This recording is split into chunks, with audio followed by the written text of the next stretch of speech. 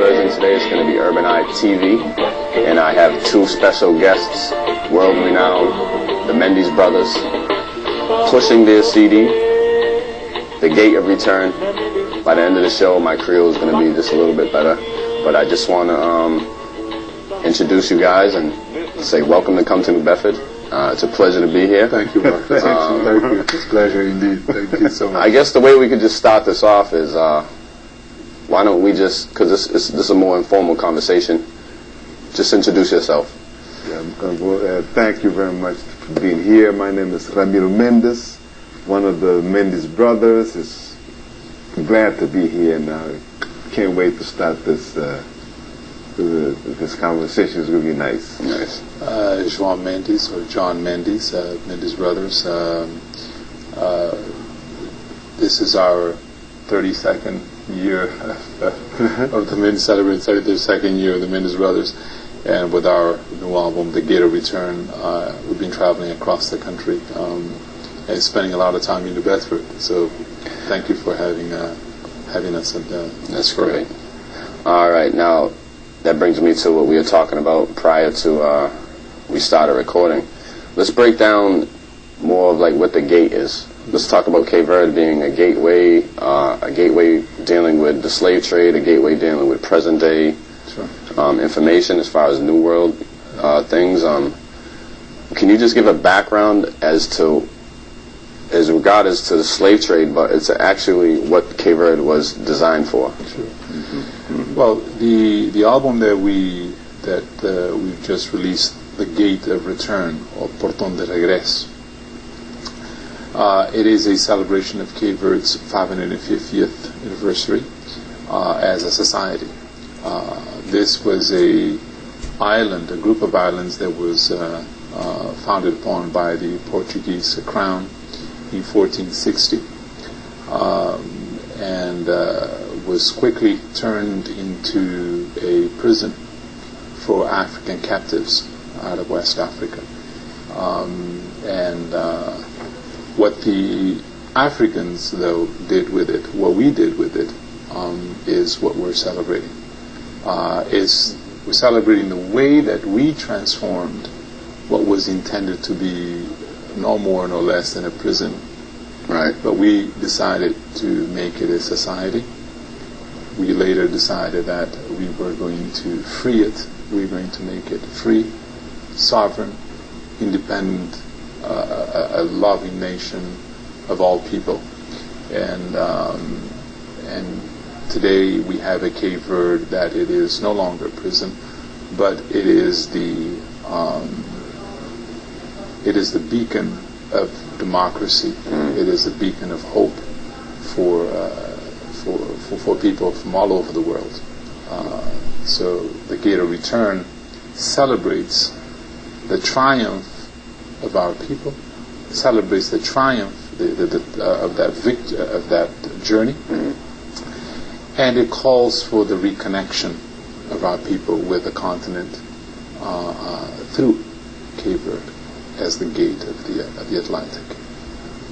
Would you like to add anything? It's an historical place. I mean, we can go on, and we could say, for example, this is the place that it's the first concept, the old city, Cidade Velha, with what we call in the Gate of Return. It's the first concept of European city in the tropics. Inside, right. In the tropics, which predates New York City, predates New Bedford, predates Tokyo, right. Predates, any cities that was built to the Europe, even the cities in the continent itself, the modern African cities, the first one of those models was built in Cape Verde. So they were all derived from Cape Verde. From that, and the streets are still there. Rua Banana, Rua Carrera, they're still there. I mean, you've been in the old city, it's still there. And from the younger perspective, I think that we didn't understand that it was a place for captives. Sure. We throw it all under the history book as the slave trade. Yes. Some of us don't even understand. A lot of people don't even know that it exists. Sure. Yes. Never mind how crucial it was Sure. for us to be alive right now. Sure. Exactly. I mean, Marcus, even the Creole universe, what we so-call the Creole of Haiti, the Brazilian Creole, Exactly. the Creole of New Orleans, this Creole culture was born there. The very word rum, the grog, there. The famous Panama hat, Chapé di Page, there. I mean, you name it. I mean, introductions. It was it was the laboratory for humans, to test the humans, the plants and animals in the tropics before you send them to U.S. as where there's tobacco industry, sugar trade, to Brazil, to Cuba. That's your. So would you say that was a center of commerce for periods like? Exactly. That was the center of commerce, yes. And sometimes it's good to remember. In 1440, Portugal was the number one power. Oh yes, European power in the. It was the number one power in Europe, and in order for you to navigate ships back then, you needed to speak Portuguese. That was the language of the shipping industry. All Europe had to speak Portuguese.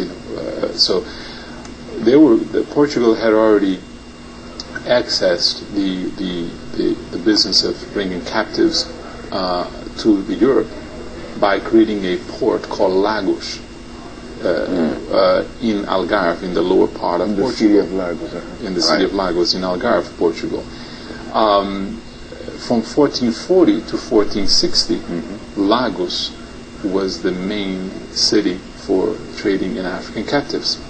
But when they came up in Cape Verde, they said, "Oh, this is a better location." Exactly. It's the weather. It's a prison. It's location. A better prison. We can really protect this.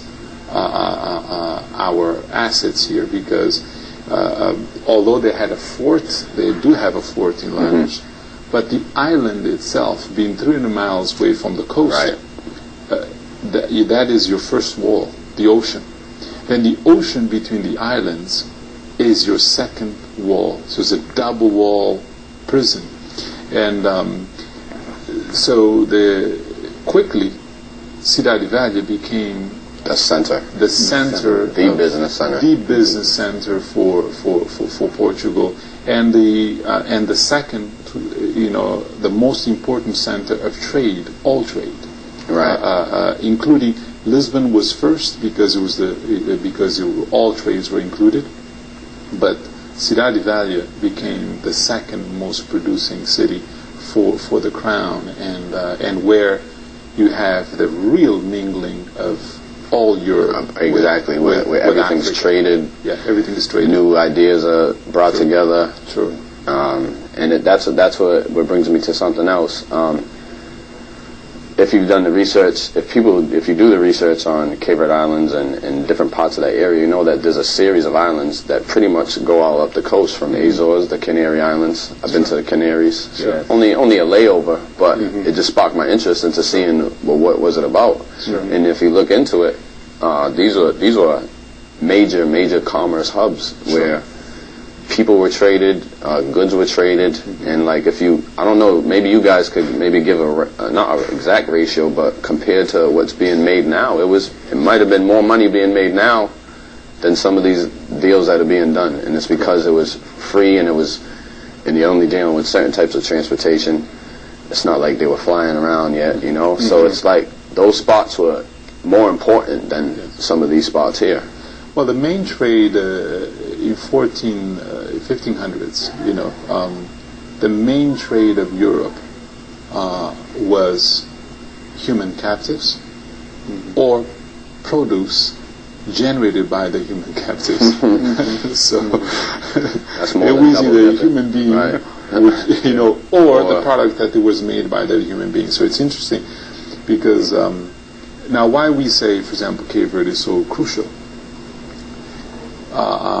Because Cape Verde really became the model society of the New World. Yeah. This was the first society of the New World. But in 1490, when Columbus landed in what is now Haiti and Dominican Republic, which was then called the island of Hispaniola. He named it. And from 1490 to 1498, he was exploring the island using the local native Indian population. The local Indian population began to die out so quickly because they had no immunity to the European diseases. And they couldn't take the level of the level of work, the conditions that they were being put through. Because it was different. In those it was a different part of the world. Right. No, they were resident of the island, but the conditions of working out on the field were so severe that they just died of diseases. So in 1498, Columbus, on his third trip to the island, realized that, look, I'm going to fail. We're not going to be able to generate commerce out of this island. Right. So he sent 3 ships from Spain to the island, and he himself took 3 ships and traveled to Cape Verde Islands. He didn't go there on vacation. Right. He went there to see what was happening in that island. How were the Africans resisting the conditions of captivity, and were they producing? Were they living? Right. When he came in Cidade Velha, and he left Cidade Velha on July 4th of 1498, what he must have seen is that we were multiplying, we were resisting the diseases, we were producing, and Portugal was prosperous. Right. Because of that trade post. So the decision must have been made right there that Africans now would be the ones used in the development of the whole New World. Okay. Because 3 years later, in 1501, he brought his first African captive from Cape Verde to Haiti, to the island of Hispaniola. So he used the model of Cape Verde to go to these other tropic countries. Exactly. So the European powers, that was a signal to the European powers, your Native American population, your Native Indian population in the New World is not going to be the base of your of the exploration of these countries. It's going to be the African population, and that transformed the world. There was a lot of pressure to stop using the Indians, the locals, as slaves, because one, they were dying too much, as John said, and they noticed right away. And then this is including the Vaticans, the popes, and everyone used that information. They didn't want to they didn't want to see these people dying off like that. Right. I mean, they were dying rapid. They did not necessarily.